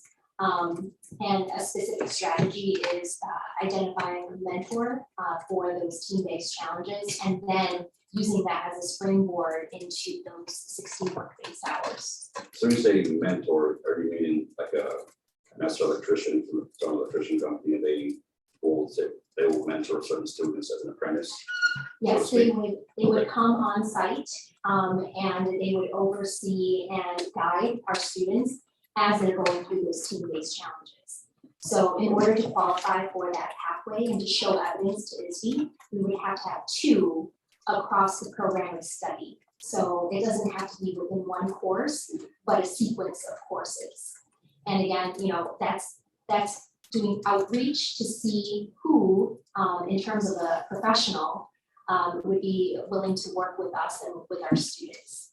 And what I've seen from the outreach that I did, which was considerable for the My Future, My Pathway, because we had so many external partners come in, they're ready, they're willing, and they would love to work with our students. So if I'm hearing you correctly, for the 3 I mentioned, we have a plan. The plan would be to have mentors come in with the kids. It's a call to action kind of, wants to do it, wants to kind of come in, build the curriculum kind of when you get to that point. So that's what we're working on now, right? Okay. So Sorry. let me just elaborate just a little bit, because one of the things I think Dr. Lynn has done really well in the several months that she's been here is making those partnerships and connections both locally and nationally. And one of the partnerships that is available to us it's another high school that sits on the DVR with Dr. Lynn, and that's Leiden. And Leiden has a very extensive mechanical shop trade with that facet. And so we have had some conversation early on about considering how we could partner with Leiden to tap into that, because we don't have the industry right here in Oak Park like Leiden does. So while it's not a formal plan, Dr. Lamb and I have talked about it, and I anticipate that in the next few years, as she continues to forge those partnerships, that's something we can take a serious look at and take advantage of that partnership very close. Well, I got time to look forward to this conversation for the past 6 months. And I appreciate it. It actually, it's good to hear what you guys are saying. I like plans, I like plans to action, and this is what you guys have worked at. So this is encouraging, just for the equity piece. And it's going to admit that you have to do a certain level of a certain school to be successful, which we can look around, so that's not true at all. So yeah, thank you for this presentation, Dr. Lamb. Thank you, friends and team. Sorry. Can I just be clear about one thing? In our pre-engineering program, students are earning dual credits that provide them with prerequisites to go to a school like Triton and enter directly into the programs that you're talking about. And I think another thing that I would encourage us and everybody to consider is to maybe stop using this college and career terminology and start saying career ready with all of our kids. Are all of our kids career ready? And then what is the education that gets them career ready. One of the students I bragged about is Claire. What is Claire preparing to do? Carpentry exam for her apprenticeship program. Tegan is the other one. Tegan is in our nursing class, getting dual credits with Triton College. She's also working as a CNA. She's also in our AP bio class. It's not just AP, it's not just career. Many times it's both of those together to provide the best preparation for them to move on and be successful beyond our walls. Yeah, that's a great point. Thank you. Fred? Yeah, Marianne? a couple things. First, fabulous presentation. Thank you very much. And I know Katrina's been yelling about this for a while, and I'm really heartened to see this. I want to piggyback on what Kariba was talking about in terms of trades. But first, I have to tell you something. So I'm in my office today, and I'm in the insurance business. And I'm a commercial insurance broker, and I specialize primarily in construction, in real estate development.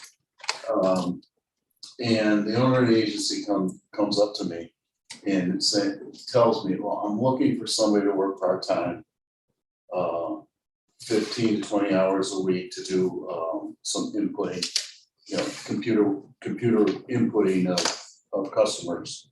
And, do you know anybody? I'm like, it's just like, wow. So that brings me to, of course, I know somebody, I know plenty of people, and I know where you can go to get them, all right? And so it brings me to one point I want to make is somehow there has to be a, almost like a clearinghouse that when an employer has an issue like that they know, let's go right to the high school. Okay, let's find the high school kids. He was worried that whether kids could handle the computer work. I mean, like, they were born with computers. I mean, all they do is they're on computers all day. So somehow, if we could figure out a mechanism, and I remember years ago when Kathy Yen was the executive director of the Chamber of Commerce. She had an internship program where she took in a couple interns each year in her office, but she also helped place kids. All right, she worked very hard at that. And if we could have somewhere here in the building where local businesses and communicate through the Chamber of Commerce and the Rotary and these other organizations, that they know who they can come to when they need a situation like this. Because it was just fortuitous that today he came to me. It was the end of the day with this problem. Like, well, yeah, I've got a half a dozen names I can give you off the top of my head. But so that's kind of one thing I wanted to point out. Piggyback on a little bit about what Reed was saying in terms of trades. We can leverage our diversity. Primarily because when you talk about trades and you talk about whether it's carpentry or HVAC or electrical or plumbing, all right, anytime there is a construction project, all right, that is either federally funded or state funded or governmentally funded in any way, there is always a percentage of minority business enterprises that are mandated to be a part of those projects. So whether it's, and I can't tell you what the percentages are, they probably differ from each. But that's huge. And I think about one of our former students who is now started his own little HVAC business. He's African American, and he can get that kind of business, right? So I think that's a pathway to look at. You guys mentioned Leiden. I'm on the Leiden Business Council, and I can tell you, years ago I spent a day over there at their technology internship program. They do the help desk, and they actually had two full-time teachers, at least two full-time teachers teaching full schedules of technology internship. And I mean, they've got the gold standard. Those kids are graduating high school and getting jobs, you know, at $45,000 a year as high school graduates, because they get their certificates, they get what's needed. So I would just take a look at what they're doing, because they've been doing it for years and they've been very successful at it.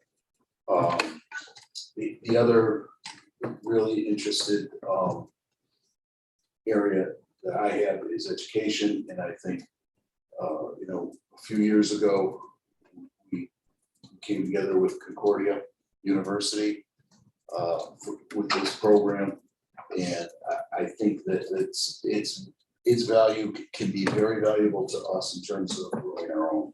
We've talked about that many times.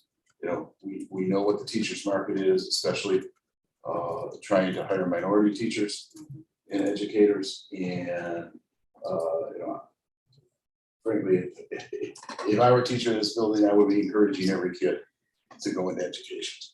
You know, and that's one that I hope really grows. And then I will say my industry too. We looked at it, I don't know, 5 years ago, tried to talk college into page into doing something. There's something like 1,500 employers in the insurance industry in the Chicagoland area. And it's radiated from everything from, you know, marketing to human resources, everything you could imagine, actuaries, risk managers, safety controls, all those kind of things are within the industry. And to be in the industry, I mean, to sell insurance, you only have to be 18 years old. You can take your courses, you get licensed at 18 years old. Marianne? Okay, try to keep this short, guys. I have two comments, then I have some questions. So I love this. I've said this before, I support it strongly. Two specifics I want to add in support. I was looking at some research on highest satisfaction careers, because my college students often still don't know what they're doing with their lives and come to me for advice, right? And I was really interested to see that MedTech ranks way at the top. And it's because it combines a helping profession, relatively low stress, and solid pay in relation to the amount of cost of education needed to get the job. And I think that's a really useful way of thinking about what we're encouraging kids towards, right? So I wanted to mention that. And also this relates to Tom's questions about how we change students' assumptions. They need to take all AP classes. Some of it, which I think we've said, is about changing the culture and assumptions of the parents, right? I'm sorry, I can't remember, somebody else was, maybe it was Dr. Ferenza was talking about this, but at one point I was talking to a med school admissions person, and she was saying that people tend to assume that they should take all the AP bio classes if they want to go to med school, and in fact, they're really excited when they see someone who studied Asian American communities in sociology classes, for example, right? And so there's, you know, that diversity of interest is going to serve our students well in, you know, having a lot of choices and options going forward, right? So, okay, here are some questions. Some of these are quick. Is competency-based education as described here similar to the mastery-based education and grading that I had discussed previously with Dr. Fiorenza? I don't know if you remember this, Lori. So I don't know if you can just answer that. Is this the same thing or is it a different thing when we talk about competency-based education? Or maybe Greg, I don't know if you know the answer to this. Well, actually, I think we have one division who's a little bit more kind of rolling on the competency-based. I'd like to defer that. Yeah, Okay. it's, in my estimation, I would say that they're similar, but different. They're distinct. So when we're talking about a competency-based approach at the level of this presentation, we're talking about getting to like a diploma where on it, it's not necessarily A's, B's, and C's and a GPA. its attainments, such as they have a career pathway endorsement checked on their diploma. They have a certain number of volunteer hours checked. So it's kind of changing the look of what it means to be a graduate at the high school, that it's not just grades and coursework. The competency-based grading approach or mastery-based grading approach is similar in that a lot of the things that Tom was talking about before that employers are looking for, that the Power Act was kind of based upon, are those competencies. And we're starting to see in a mastery-based grading approach that we start to pull those things. You know, can kids analyze something? Do they show up on time? Do they demonstrate professionalism, those types of things? So those can be incorporated into a grading approach. But I think right now, where we're at, we're still looking at more academic type mastery of academic skills. Yeah. I think that this is helpful. I think that answers the question. Thank you. Another question, quick. I think are basic business skills included across all of these pathways? And the reason I ask this is because I often will see things like, I have a plumber recommendation for you. He'd be amazing as a mentor. And he has a strong interest in educating the next generation. We were talking about doing a makerspace at one point, and I would have totally hired him. But I will say he was terrible about invoicing us, and I had to harass him to invoice me months after he'd come and done a beautiful job on the work, right? And I feel like that kind of business skill is going to be helpful across many careers, and I don't know where it gets taught, right? And so I'd like to I just wanted to note that I'd love to see that integrated as here's a little checklist of basic business skills that we want to be sure all of these programs are hitting for the kids. Does that make sense? Yes. I just went back to this slide where I had introduced the 7 different career pathways and talked a little bit more about the competencies. The ones that I have listed, the 10, are called cross-sector essential competencies. So they're likened to what you have mentioned. And the intent is that these competencies, which include teamwork and conflict resolution, communication, problem solving, decision making, critical thinking, adaptability, flexibility, initiative and self-drive, reliability and accountability, cultural competence, planning and organizing, those should be taught in all of our courses. Under each of the 7 career pathways, there are technical competencies. So under the finance and business services, you would see more of those that would come out. Perfect, that's great. I think this question's been answered. I was asking how the sequences we offer determine why woodworking but not HVAC electrical. Same question down here. My understanding is that you are surveying to find out student interests in a variety of ways, and you are also developing the resources needed to teach these things. So that makes sense to me. At some point, doesn't have to be today, I'd love to see a list attached to this of programs under development, right? Like what are the next 3 things we think we may want to offer, or and down the line, something like that. So I'm just noting that. In part because it seemed like some of the things we were asking about are being taught, but not necessarily in this sequence, right? So some of the pre-engineering type things and so on, right? And so just kind of clarifying that, you can just put these plumbing skills are covered over here, so on. So does that make sense as a framing? Yeah, and I can respond to that super quick.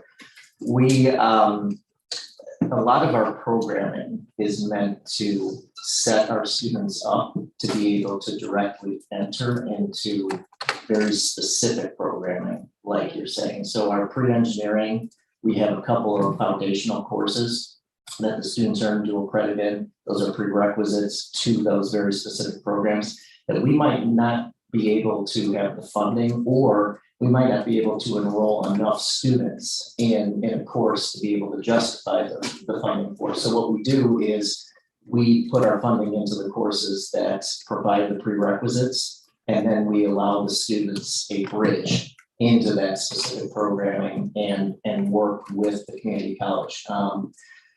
We try to become a pipeline, where we provide the foundational stuff that gets them access to the specific things that they're super interested in. This all makes sense. I think of just to keep, getting us all asking you the same question, like a note to that effect would be great.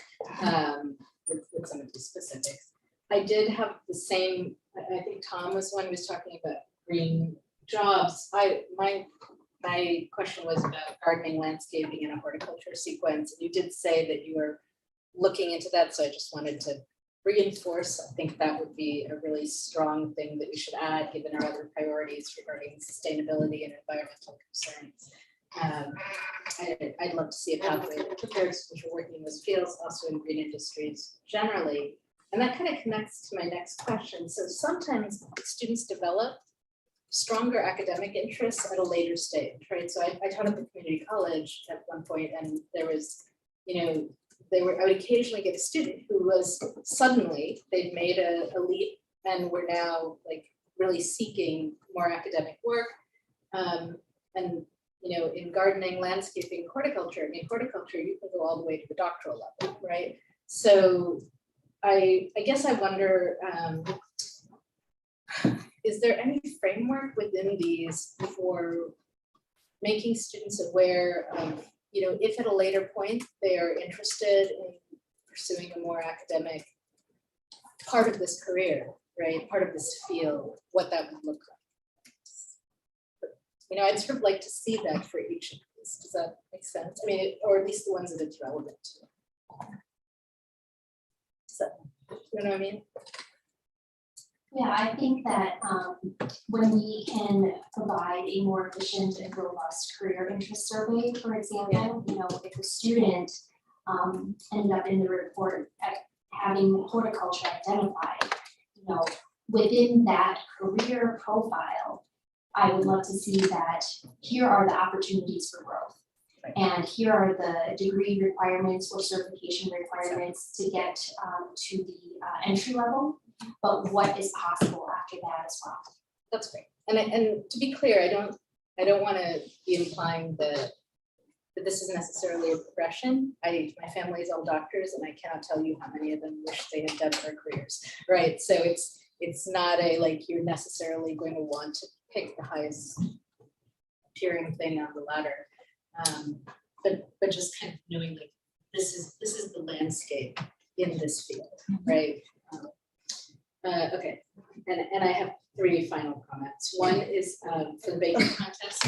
I feel like there's a pie contest at either the farmers market or Day in Our Village already, and I wonder whether we could have our students do their baking contest there as a way of sparking public interest and showcasing the fabulousness of what they're doing. So for broadcasting, I was it may be possible to find internships through podcasting. And I mentioned that specifically because my nonprofit hired a former student of mine who interned with us doing audio and video editing for the podcast.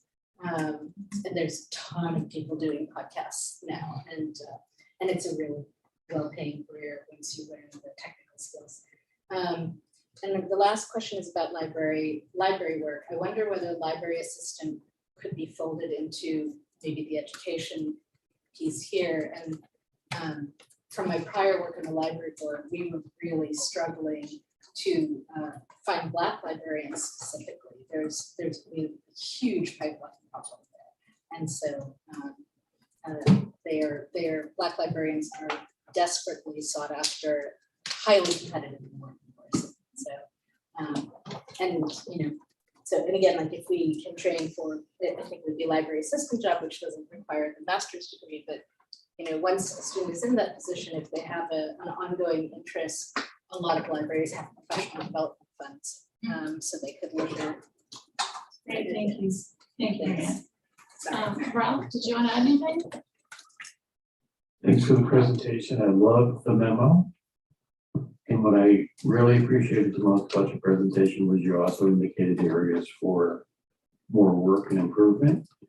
That's helpful for the board, right? Because then we can support you as you try to improve your program. So I think that approach is a great approach. I truly appreciate that, got the information. Gina, did you want to add anything? I don't have anything to add. Everyone's really like hit all the marks. So I just am really, really appreciative of hearing all of this. Thank you. Dr. Lamy did a terrific job with all of this. I know you had help, and so thank you to our division heads as well for embracing this. And can I add one final thing? The success we've had only is possible with tremendous partners. Rochelle Park has gone out on a limb for us during a pandemic, bringing our students in and allowing them to learn in their facility. We now have 3 graduates that are working there, so it's a mutually beneficial partnership. But I can't really speak enough about them and the people at the Sheridan who, Tegan is only one of 3 that is now working there. So these community partners that you all spoke about are really, really important to this, and we have 2 great ones right now. Absolutely. Absolutely. Well, thank you so much. It's been fascinating. Well, to Mary's point, I do have a great electrician that's very interested in working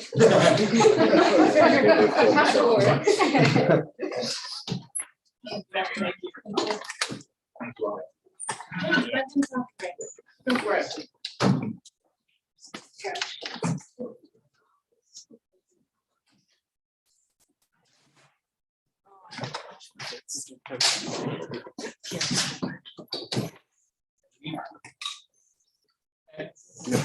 Can you pause this? So, Yeah. or are we live so folks can? Well,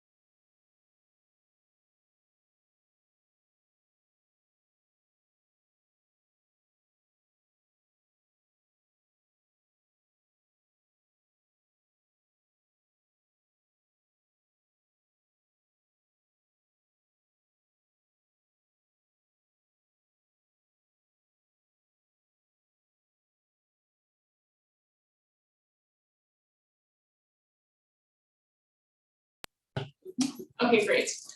So our next item this evening is an information item. We already have heard this at the cow.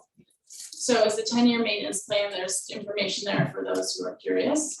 And next we have our action item, which is the election of new board member officers. We do this every year. We do this every year around this time of year. I have been honored to serve as this board's president, but I am ready to not serve as this board's president. And I think we have a very, very good, strong candidate and a gentleman that I will be nominating for that position. So nominations are now in order for the office of presidents for a one-year term. I would like to nominate Tom Kosky, who's been a fantastic board member for many years and has been a leader all along. Are there any other nominations for president? Okay, I hear no further nominations. I'm declaring the nominations closed. So Tom Kosky being the only candidate nominated for the office of president, I, as the chair, hereby declare that he is elected by acclamation and direct the secretary to so record this in the minutes. Give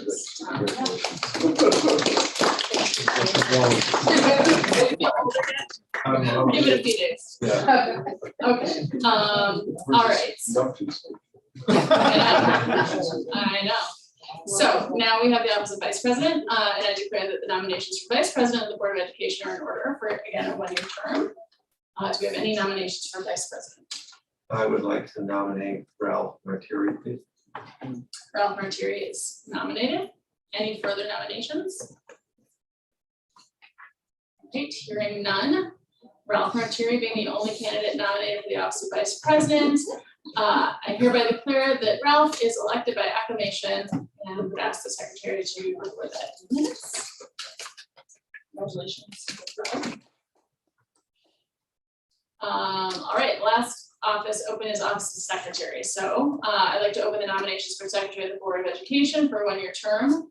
I'm thrilled to nominate you for this position. You have very, very medium-sized shoes to fill. And a mighty pen to wield as board secretary, I might add. Do we have any further nominations? Okay, all right, we've done it, guys. So Rear Henry, being the only candidate nominated for the office of secretary, is hereby elected by acclamation. And may the secretary so record in the minutes. That is the slate of executives for the coming year. Congratulations to all of you. I hope you have a wonderful time. I will be sitting at the end of the table.